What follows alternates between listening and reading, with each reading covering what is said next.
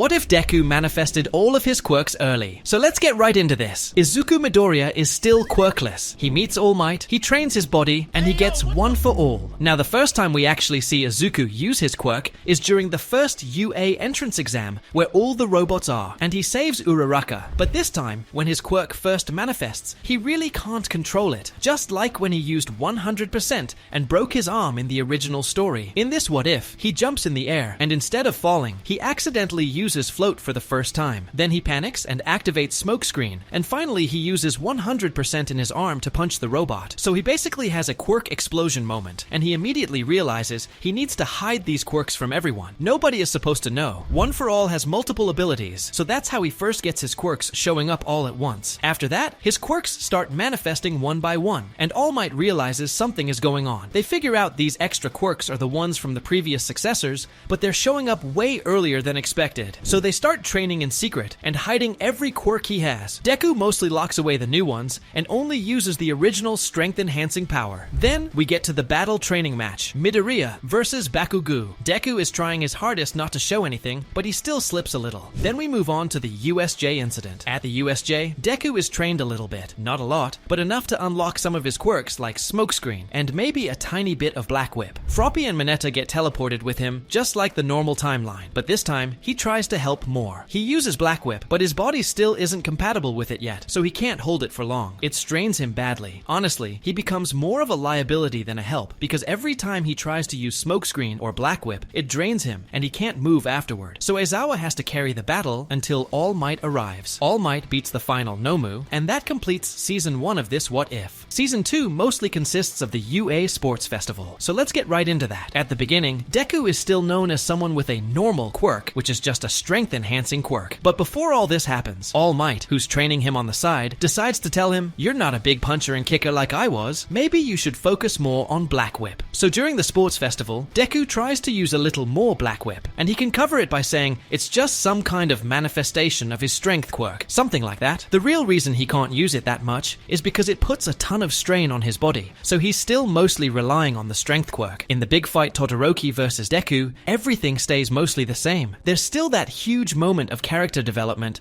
Deku talking about how Todoroki's quirk is his, not his father's. All that stays the same. After that, they go into their internships, where the first-year students work under hero agencies. Gran Torino still trains Deku, and this time, Deku learns full cowling earlier. Plus, he learns way more about Black Whip. Gran Torino also gives him extra training with Float, since Float was Gran Torino's best friend's quirk. So Gran Torino understands it better, and can explain more to Deku about how to use it. Because of all this, Deku becomes way more prepared for the Stain fight coming up, and then the hero killer Stain appears. This time, Deku uses a little more Black Whip. Because of that, Ida doesn't get hurt as badly, since Deku would have grabbed Ida with Black Whip and helped him earlier. But the Stain moment still happens. The inspiration he gives, the impact he leaves on all three of them, all that is still the same. After that fight, Deku trains his body specifically to handle more Black Whip, because that's what All Might wants him to focus on right now. Now let's get into Season 3. Alright, this is a pretty big season. So the training arc with the Pussycats comes into play, and everyone still trains like normal. But here's the thing. Now the whole UA recognizes Deku's Black Whip quirk, and he's still making excuses about the smokescreen quirk and all that. He still hides some of smokescreen in fights, but he mainly works on Black Whip again, plus his strength quirk. This actually helps him a lot. He learns how to control Black Whip way more, increase the output, and control his body better. And of course, it helps his strength quirk improve too. Now, I'm skipping most of the dialogue here, since the training camp is basically the same, with the main key moments still happening. When we get to the fight where he faces Muscular to save Kuta, this time Deku can wrap Black Whip around Muscular like he did later in the Deku vs Villains arc in the manga. But Black Whip still probably isn't strong enough to fully restrain him, so Deku still has to use 100%. That still wears him down, but instead of completely destroying his arm, he manages to restrain Muscular long enough to bring him to Aizawa. After that, he uses Black Whip plus full cowling to move around quicker.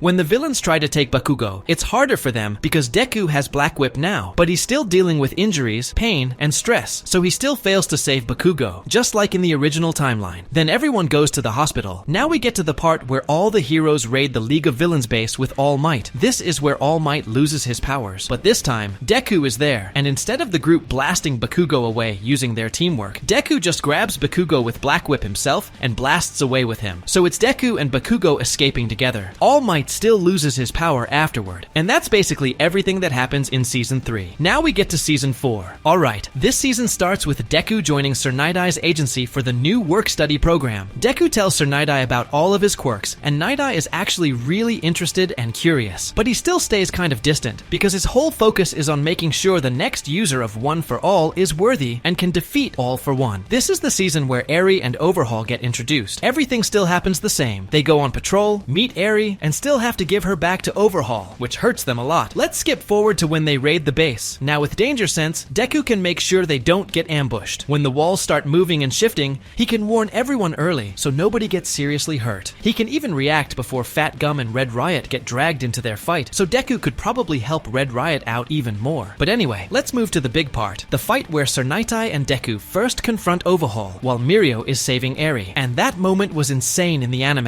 Mirio's whole speech, his determination, everything. With Deku having Danger Sense, Night-Eye sees a completely different future. Deku is actually able to save Night-Eye's life because he already knows when attacks are coming. And with Black Whip, Deku can grab Night-Eye, pull him out of danger, or restrain Overhaul. Black Whip wouldn't get affected by Overhaul's Break Restore quirk since it's an extension of Deku, not something physical he breaks down. Everything becomes way easier. Deku can even use Smokescreen to keep Eri safe and block Overhaul's vision so he can't hurt anybody. So I think Overhaul gets swiftly defeated thanks to Black Whip, Danger Sense, and Deku's teamwork with Mirio and Night-Eye. Deku can just say Danger Sense is quick reaction time boosted by adrenaline, so nobody questions it. They take Overhaul in and save Eri way easier. This arc changes a lot because of that. After that, we get the school festival arc, and if we could play that song without copyright, man, that song was amazing. But honestly, a lot of that arc felt like filler, especially that one villain when Deku was trying to get the rope. Like, bro, just let him grab the damn rope. Anyway, now let's get into Season 5. Now with Night-Eye and Mirio still loses his quirk, but he still has Eri to eventually figure out her quirk and try to rewind him back. And since Night-Eye is still alive in this what if, he's still running his agency. Everything runs smoother, and he becomes a big help heading into the big arcs. Season 5 is honestly one of my favorite arcs. People said, oh yeah, it's another training arc, but I really liked it. Class A versus Class B was super fun to watch, and plus Midoriya getting a new quirk made it even better. So they all go through Class B versus Class A. Class A still wins by 1. The copy ability guy still can't copy Midoriya's quirk. And now, Deku is way more experienced with Black Whip, so that giant moment where he loses control of Black Whip doesn't happen. But the difference is, he's stronger, and he still meets the successors and all that like in the original. Then we cut to the Shigaraki stuff. He still has the whole liberation fight, and everything happens basically the same there. After that, we get to Endeavor's agency. This time, Deku is actually ahead of Todoroki and Bakugo, and Endeavor is super surprised at how well he's doing. Endeavor teaches him how to do 2 things at once without putting his full mind on it, like adding techniques on top of techniques. Deku learns how to apply that to his quirks, even though he can't tell Endeavor the truth about all of them. Because of that, Deku gets super strong during this arc, and that basically ends Season 5. Now we get to Season 6, which is one of my favorite seasons because it has the biggest and best fights in the entire anime. Season 6 basically jumps straight into the chaos. We're mainly focusing on the hospital raid. Everything with the Paranormal Liberation Front versus. The hero still happens, but that's for later. Right now, we're looking at the hospital. Everything goes the same. Mirko, the bunny lady, jumps in, fights the scientist, and takes on all the high-end and low-end Nomu. A lot of heroes die. Then Shigaraki awakens and starts using decay on everything. Endeavor starts fighting him until Midoriya finally realizes what's happening. Midoriya and Bakugo drag Shigaraki away to keep him from getting One for All. But this time, Midoriya is way more trained. He's been training with Bakugo and All Might this whole time, and he didn't hide his quirks, so he uses everything perfectly. Smokescreen to confuse Shigaraki Black Whip to restrain him. Danger Sense to react instantly. Float for mobility Fajin, which he trained with Bakugo, and All Might he basically mastered Fajin in this timeline,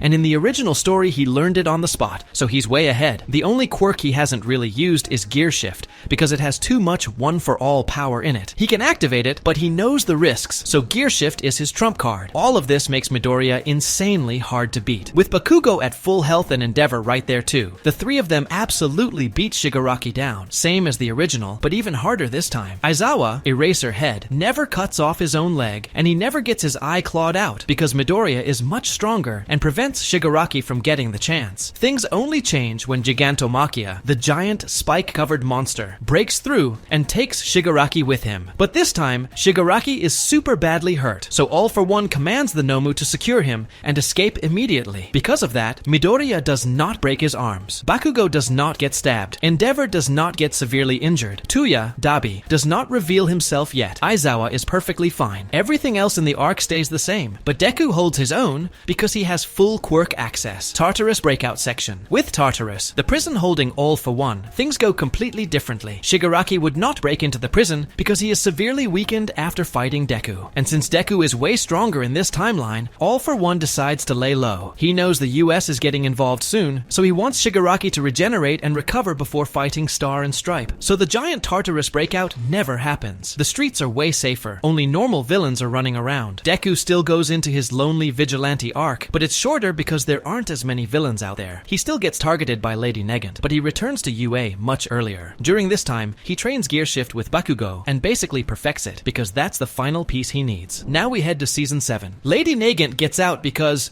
right before America arrives, Shigaraki is finally healed enough to break out All for One. He needs him, and even though Shigaraki is still hurt, he's strong enough to smash into the prison and pull him out. Now there are more villains again, but this time Deku has Class A behind him, and he's getting way more training just like before. Now I'm probably going to skip ahead to when America comes in. Shigaraki is still injured, but you already know, America should have won. She was beating his ass. She only lost because the plot said she had to lose. If Horikoshi wanted, she could have ended the entire war right there. Anyway, after that, everyone gets prepared for the final fight. Shigaraki is still badly hurt, and the villains have way fewer troops this time because fewer prison breaks happened, more heroes stayed in the fight. The villain army is small compared to before, so the hero side is way stronger here. Bakugo does not get hurt this time because Midoriya actually gets placed in the correct portal, so Toga never grabs him and throws him into the wrong battlefield. The big fight starts against Shigaraki, and Midoriya is pretty much evenly matched with him, especially since Aizawa is perfectly fine in this timeline. And with Monoma, copy quirk guy, teleporting and helping erase Shigaraki's quirks, Deku gets huge openings. Deku is strong enough to fight Shigaraki even without quirks, and Bakugo is completely fine, so he helps too. Everything is going smooth until Kurogiri messes up Eraserhead's erasure, and then Deku has to fight Shigaraki one-on-one. Now let's split over to the All for One side. Everything still happens the same there. Hawk still gets his quirk taken because they still aren't strong enough to stop that part. Endeavor still pieces up All for One and kills him once. Gigantomachia still shows up, and Tokoyami's Dark Shadow still beats the hell out of him. Then we get to Armored All Might versus All for One. All for One still beats the absolute shit out of him. Stain still steps in, brings All Might back, and that whole scene still goes crazy. But Bakugo isn't half dead this time, so when he arrives, he is actually whooping All for One bad. But to defeat All for One for real, he still needs that near-death clarity, so All for One has to beat him down a little bit to get him in that mental state. And man, that animation was peak. Finally, Bakugo kills him. Now back to Shigaraki versus Midoriya. Everything still happens. Midoriya shoots a bunch of One for All into Shigaraki, and they clash for the final time. Class 1A returns with Kurogiri because Aizawa made friends with him earlier in this timeline. Class 1A versus All for One, Shigaraki goes down, they defeat him, and peace returns again. Sadly, Midoriya still loses his quirk in the end, but it was one hell of a dream. So I hope you guys enjoyed My Hero Academia What Ifs. Check out my Demon Slayer content if you want more, and let me know if you want more My Hero Academia videos.